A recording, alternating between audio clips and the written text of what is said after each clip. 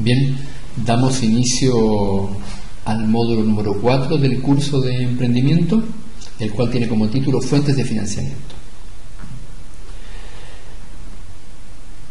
Partamos señalando que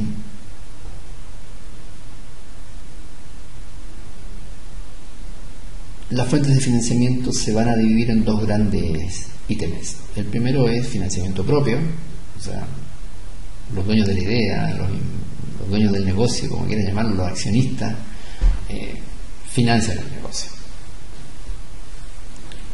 Siempre es recomendable partir con algo, por lo menos, que sea, es muy difícil obtener la segunda fuente de financiamiento, que es el financiamiento externo, de terceras personas o instituciones. Es muy difícil obtener el financiamiento de ellos si tú no pones algo de tu parte, si no eres capaz de demostrar que estás haciendo un esfuerzo. Porque hay que entender la pregunta que se hace el otro: ¿para qué voy a financiar un negocio en manos de otros si lo pudiera hacer yo, si fuera el 100% del financiamiento?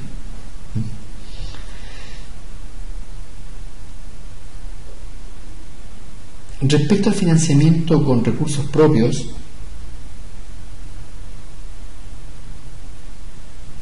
como todas las cosas, tiene ventajas y desventajas.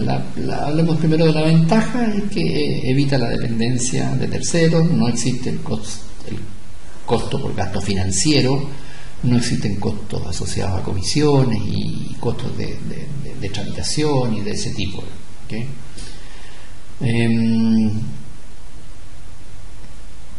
Las limitaciones son que sí existe un costo, que es la rentabilidad exigida por el accionista, y esa rentabilidad, por un tema asociado al riesgo, ¿no es cierto?,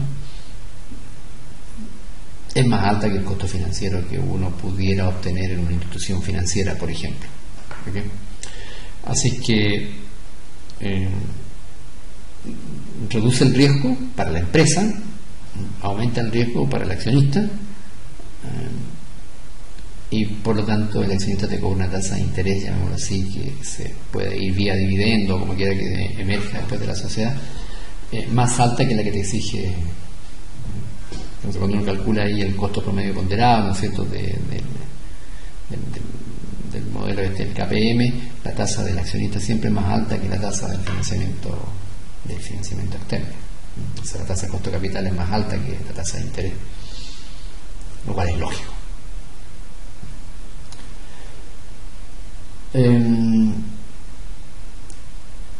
Existe una tercera fuente de financiamiento,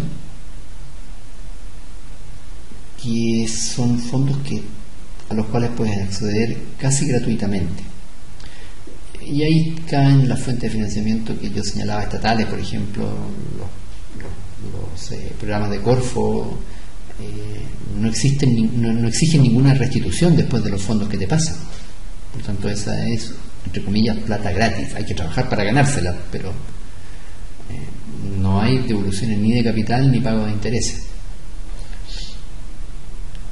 Ahora bien, si vamos a las fuentes de financiamiento clásicas,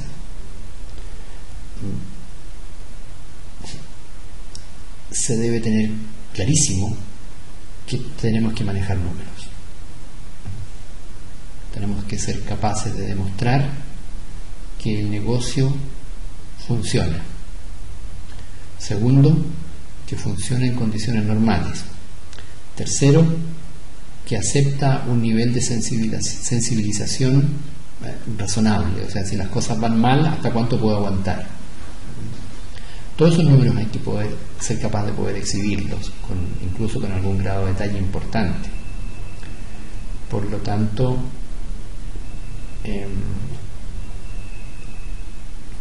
todo aquello que está en lo que se involucra el proceso de planificación es determinante en cómo resultan estos procesos, y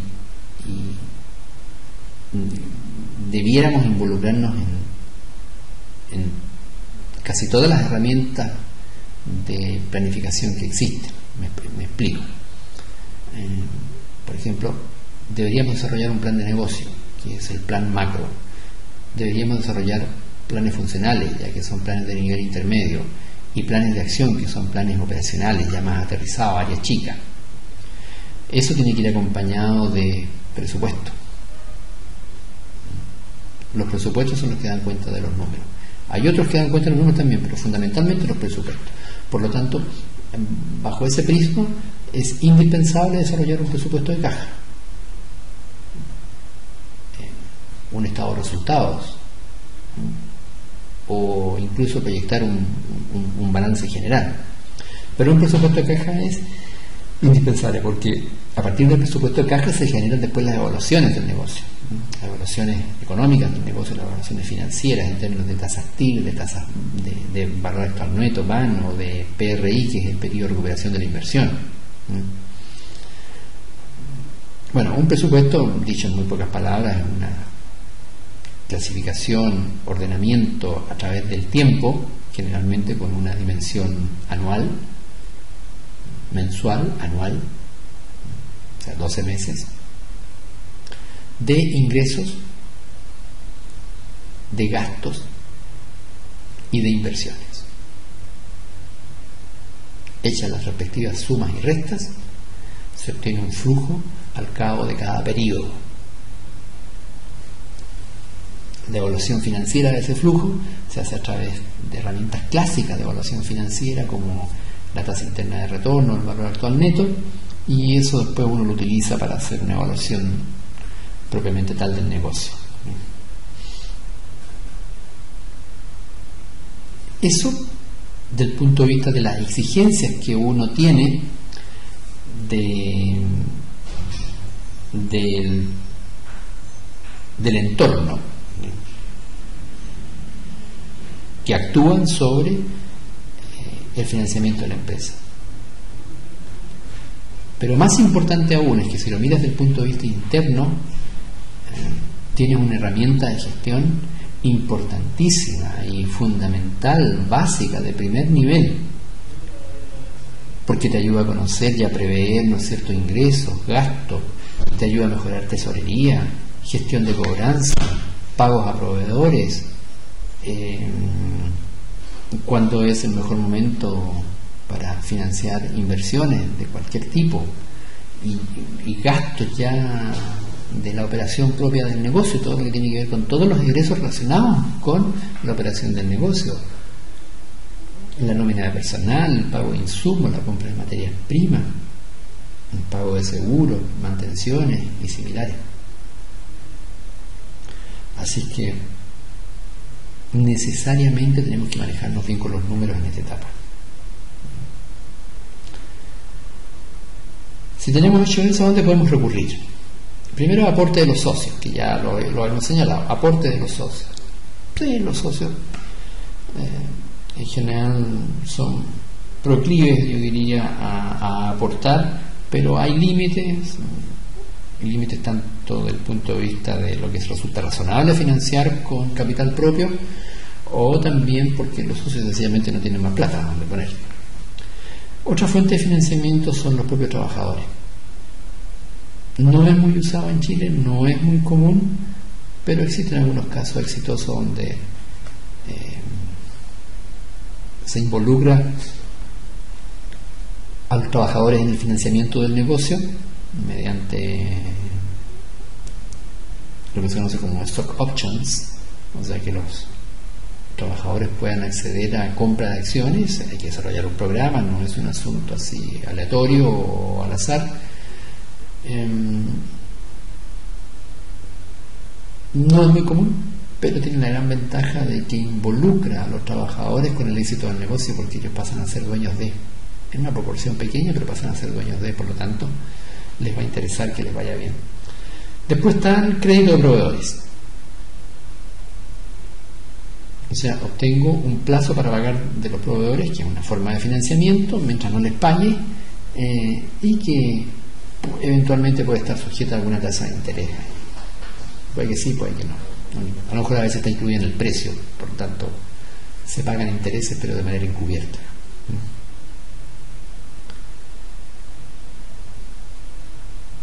Hay que tener cuidado nomás ahí siempre con el crédito de proveedores, que el crédito de proveedores debiera ser el plazo mayor que el pago de las cuentas por pagar que tengo. O sea, tengo que tener financiamientos ahí calzados, de modo tal que yo, perdón, de las cuentas por cobrar, de tal modo que yo cobro antes de pagar. O sea, si estoy cobrando a 60 días, debería tener un crédito de proveedores superior a 60 días, de tal manera que pague con lo que yo voy recuperando de mi propia gestión del negocio. Entonces 60 días para cobrar, 90 días para pagar suena razonable, porque además no todo se cobra dentro de los 60 días, aparecen los incobrables, los aplazamientos, ese tipo de cosas. Si no, te aprieta el capital de trabajo cada mes, cada vez que rueda, ¿no es cierto?, un giro completo del negocio, en términos de plazo, te aprieta el capital de trabajo, si la relación es inversa, digamos, o sea, si pago antes de cobrar. Están anticipos de clientes también. Sobre todo se aplica mucho eso, por ejemplo, en comercio exterior, cuando tengo que importar a pedido algo, yo le pido al cliente que me facilite parte del flujo, como una muestra de compromiso de que efectivamente después me lo va a terminar comprando de forma efectiva. Y por último ya están los créditos llamémoslo así, del sistema financiero en general, entiéndase, líneas de crédito, créditos en cuota,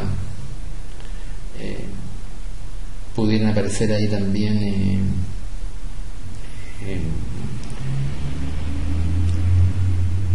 créditos hipotecarios para la compra de bienes inmuebles, leasing también para la compra de maquinaria, el factoring, ¿cierto?, que es una forma de financiamiento en la cual yo le entrego a una institución mi cartera de cheque o de documentos por cobrar, lo que sean, letras, pagaré, y ellos los van cobrando. Bueno, me hacen un anticipo en función de los montos, y en la medida en que van cobrando se van pagando del crédito.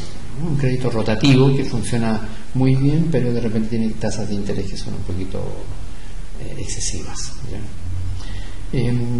La posibilidad también de recurrir a instituciones de fomento, que ya la hemos mencionado varias veces, como Corfo, Cercotec, el Ministerio de Economía, o instituciones privadas como las universidades, o fundaciones como la Fundación Chile también, es otro gran aportante aquí al desarrollo del emprendimiento en Chile, y ya empresas dedicadas a lo que es capital de riesgo, inversionistas ángeles, capital semilla, o inversiones ya para desarrollo y expansión de negocio. Dicho en pocas palabras, existen un sinnúmero de posibilidades, muchísimas, 20, 30 posibilidades para financiarse, fuentes distintas, a eso me refiero,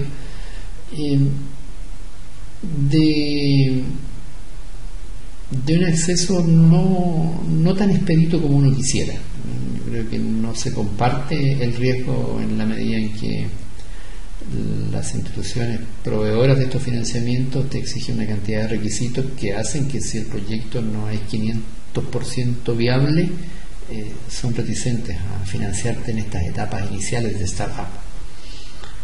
Otras formas no monetarias de financiamiento están, por ejemplo, los apoyos que brindan las cámaras de comercio. Ellos tienen departamentos de estudio, departamentos de apoyo a sus asociados que colaboran en estas etapas del desarrollo de los negocios. El apoyo propiamente tal también del sistema financiero, también hay un apoyo ahí. Instituciones de fomento, filantropía individual y colectiva, universidades y similares, y las empresas de venture capital. He hablado de capital de riesgo, que lo que es el capital de riesgo es un financiamiento que se da en las etapas iniciales de un negocio, cuando el negocio es riesgoso, por eso que se llama capital de riesgo. No solamente involucra un alto riesgo, opera cuando también hay problemas de liquidez en los mercados, sugiere altos retornos. Los inversionistas en capital de riesgo esperan que sean negocios de altos retornos, porque ellos asumen que esta tasa es verdadera, esto de que el 80 al 90% de las empresas fracasa al cabo de 2 años. Por lo tanto, ellos, el planteamiento de las empresas, de los empresarios en capital de riesgo, que tenemos empresas de capital de riesgo, es, ok, si yo voy a invertir en 10 negocios, las estadísticas dicen que entre 8 y 9 van a fracasar. Como yo me voy a involucrar en el tema, esperaría que esa tasa bajase un poco. Por lo tanto, voy a decir entre 6 y 7 van a fracasar, o sea, entre 3 y 4 van a tener éxito. Ahora, de los 4 que van a tener éxito, 2 de ellos se van a raspar, se van a salvar, raspando, ¿sí? Rentabilidad 0. Otro tendrá rentabilidad normal, 5%, 6%, 7%, 8%. Esas son las rentabilidades normales. Y uno de ellos tendrá rentabilidades anormales, 20, 30, 40%. Y ese es el que me financia los proyectos que tuvieron 0 rentabilidad y los 6 o 7 que fracasaron. Entonces, la industria de capital de riesgo funciona de esa manera. Uno financia proyectos riesgosos esperando que la intervención propia mejore la gestión y por lo tanto aumente las posibilidades de éxito, y que dentro de esos éxitos haya al menos uno que valga la pena, que financie todos los éxitos a medias que hubo por ahí en el camino, o de frente los fracasos.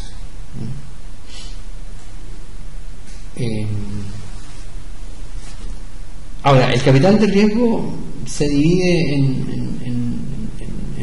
distintas categorías, digamos. El primero de ellos es la etapa de startup, que significa el inicio del inicio, o sea, cuando recién se está levantando el negocio. Hay una regla aquí un poco simpática, ¿no?, que se conoce como la regla de las 3 F. Uno dice, ¿a quién recurro? Entonces uno recurre a alguna de las 3 F, y las 3 F son estamos en el inicio del negocio, muy primitivamente. Aquí recién existe una idea nomás, no hay nada desarrollado. Primera F, family. Segunda F, friends. Y tercera F, fools. O sea, family, friends and fools. O sea, aquí no aparece nadie todavía institucional. Y uno debería estar dispuesto a dejar un 20% en manos de estos financistas. Después aparece el capital ángel. El capital ángel es aquel que toma la idea del negocio ya un poquito más desarrollada y la lleva a ponerla en marcha. Aquí ya la idea se pone en práctica. Y uno debería estar dispuesto ahí a dejar 8-20% al menos en manos de los capitalistas ángeles.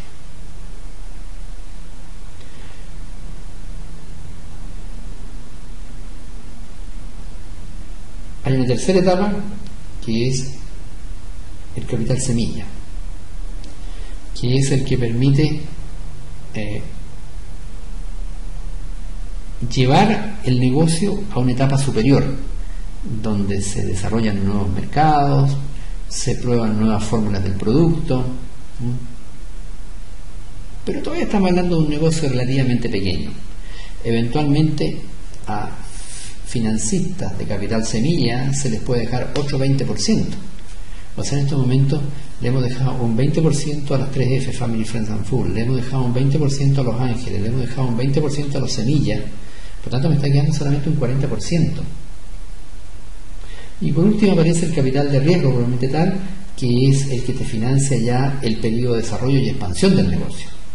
Ahí uno puede ir a través de OPA, por cierto, ofertas públicas de acciones, hay distintos mecanismos, porque aquí los montos involucrados ya son mucho mayores.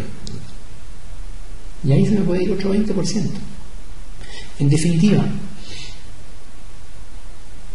uno no debería tener temor, ya existe muchísimo en la práctica, a que uno se quede al final con un 20% de tu idea. Pero aquí se aplica la típica frase que es mejor tener el 20% de algo que puede llegar a ser muy grande a tener el 100% de nada. Y si no, vean la película Redes Sociales de, ¿cómo se llama?, que cuenta la historia de la creación de Facebook. Y no piensen en Mark Zuckerberg, que es el jovencito de la película, sino que en sus amigos, en sus socios, en sus compañeros, que se quedaron con pequeños porcentajes. Después de que entraron los grandes inversionistas, ellos se quedaron con pequeños porcentajes. Mark Zuckerberg se quedó con un porcentaje grande, pero sus amigos se quedaron con pequeños porcentajes. Pero esos pequeños porcentajes, en el momento de la venta de la empresa, tenían valores de mercado del orden de los 5.000, 6.000 millones de dólares. Ahora, esto que estoy diciendo yo es un gran obstáculo para que se unan emprendedor con financiamiento. Y el obstáculo viene, por un lado, por la fuente de financiamiento, que ya lo señalábamos, que son rigurosas, que de repente son un poco burócratas, que de repente te hacen exigencias un poquito desmedidas, y que quieren asumir muy poquito riesgo, sobre todo el sistema financiero. Industria de capital de riesgo no, pero el sistema financiero sí, instituciones públicas y privadas, universidades también, todos muy reacios al riesgo. Y por otro lado, un emprendedor que no termina de convencerse de que este financiamiento es necesario y por lo tanto también es muy reactivo a entregar parte de la propiedad a terceros que no conoce. Suena sensato, sí, desde el punto de vista de las confianzas, pero es absolutamente insensato desde el punto de vista del financiamiento. Insisto, es mejor tener el 20% de algo que creció, que se desarrolló y que hoy día tiene un valor de mercado atractivo, a tener el 100% de nada, de algo que nunca se puso en práctica porque nunca conseguí el financiamiento, puesto que no fui capaz de ceder en cuanto a que otros ingresaran a la propiedad de la empresa.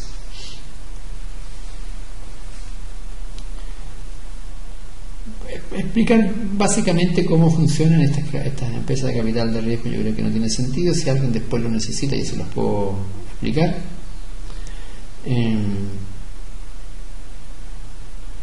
Como colorario nomás del punto de vista del financiamiento, señalar que, aunque parezca curioso, sobra el financiamiento. Hay infinitas ideas, pero ideas que sean dignas de llevar a la práctica son muy pocas, el 2%. Y hay infinito financiamiento. Por lo tanto, las ideas son muy poquitas, el financiamiento es mucho y hay que hacerlos converger, ¿ya? Y estos no son fáciles de que converjan porque son ambos un poco reactivos, ¿sí? Uno contra el otro. Pero sobra plata en todas partes. En todas partes del mundo sobra la plata. Lo que pasa es que desde esa perspectiva faltan las ideas, a pesar de que hace un rato atrás dije que sobraban las ideas, faltan ideas que sean factibles de llevar a encajar con estas fuentes de financiamiento, porque estas fuentes de financiamiento, si están asociadas a capital de riesgo, son muy exigentes en términos de potencial de crecimiento, de rentabilidad. No financian panadería, digamos. El capital de riesgo no va a financiar nunca una panadería o una fábrica de salsa de tomate, porque esos negocios tienen que conseguirse en financiamiento en las formas tradicionales, porque ahí ya no hay riesgo. Y si no hay riesgo, la rentabilidad es muy baja, y el capital de riesgo no va por rentabilidad baja.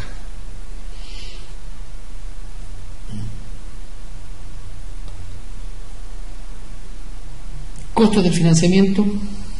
Bueno, están por un lado los intereses que te cobran los bancos y instituciones financieras en general, comisiones de distinta naturaleza por abrir, por cerrar, por desarrollar la idea, por gestiones administrativas o por gestiones comerciales, etc. En el caso de los clientes, descuentos que tengas que asumir producto del financiamiento que te da el cliente, compras por volumen que te pueden exigir los proveedores también para poder darte financiamiento vía proveedores, los accionistas que te piden dividendos, ellos exigen su rentabilidad a través de los dividendos, y bonos de productividad que podrían ser, por ejemplo, los trabajadores, o también dividendos que te exijan los trabajadores como forma de financiamiento. O sea, hay costos que no son menores, por tanto hay ese menester preocuparse de ellos en el sentido de saber que están controlados. Si no se deben escapar los costos financieros, yo me ha tocado presenciar en alguna de las otras empresas. Yo tengo una empresa de asesoría financiera también, en la cual es impresionante ver cómo los intereses se comen, ¿no es cierto? Un negocio, y la empresa termina siendo, el dueño de la empresa termina siendo el banco en cuestión.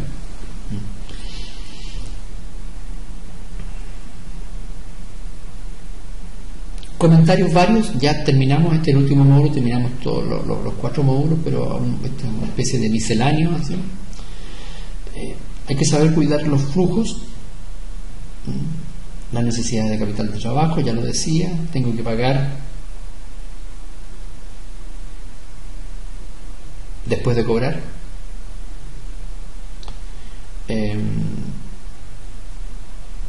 Cuidado con las crisis de crecimiento, cuando todo empieza a quedar chico, el espacio físico,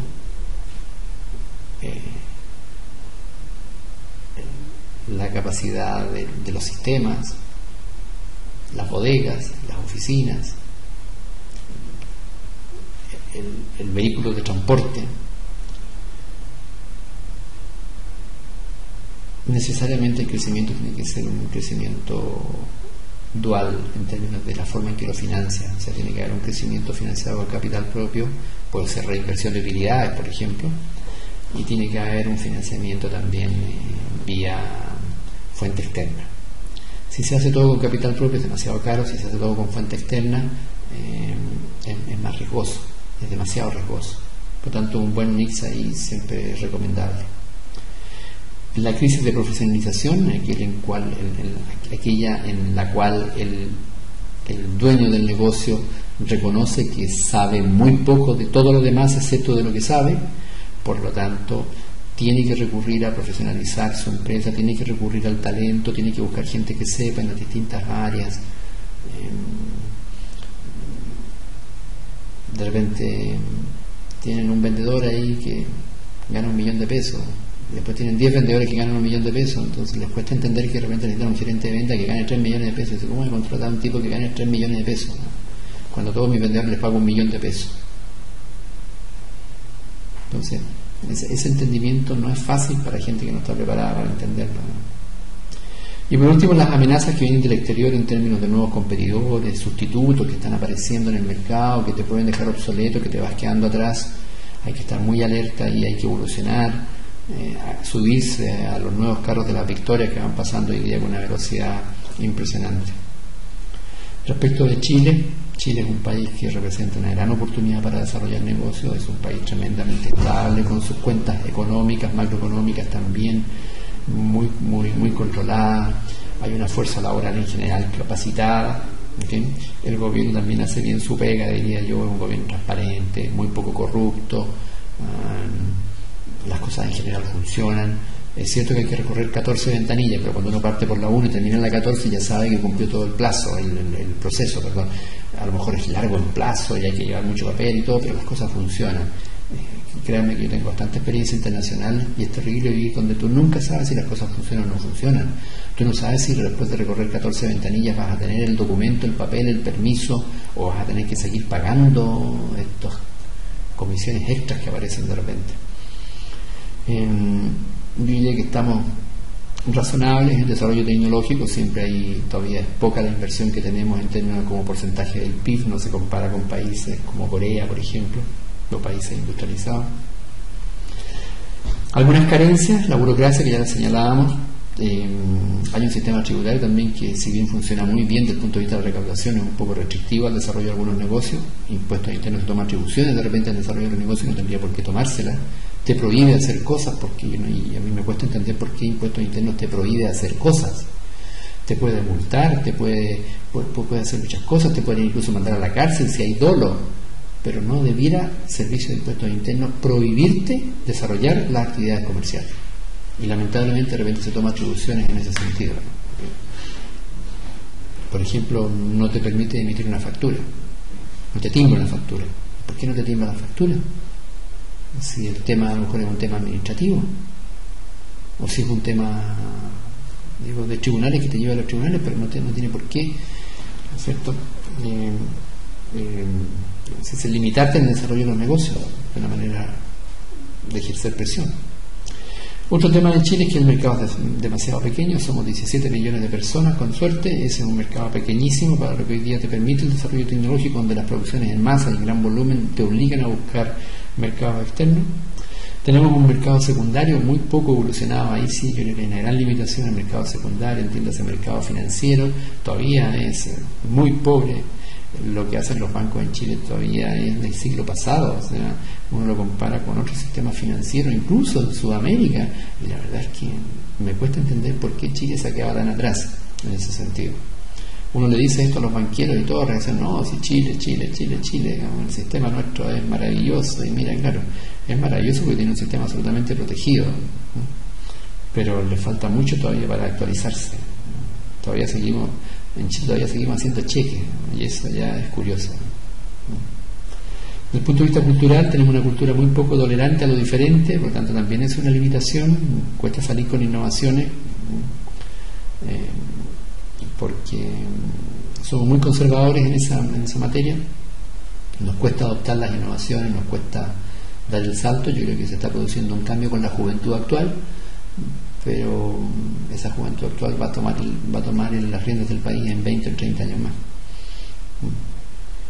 Hay una limitación fuerte también en idiomas. Los estudios de la Corfo indican que apenas el 2% de los chilenos habla inglés y hay un 8% adicional que entiende algo de inglés técnico, lo cual es pobrísimo, bajísimo. O sea, las personas que hablan inglés acá en Chile son casi ninguna, cuesta mucho.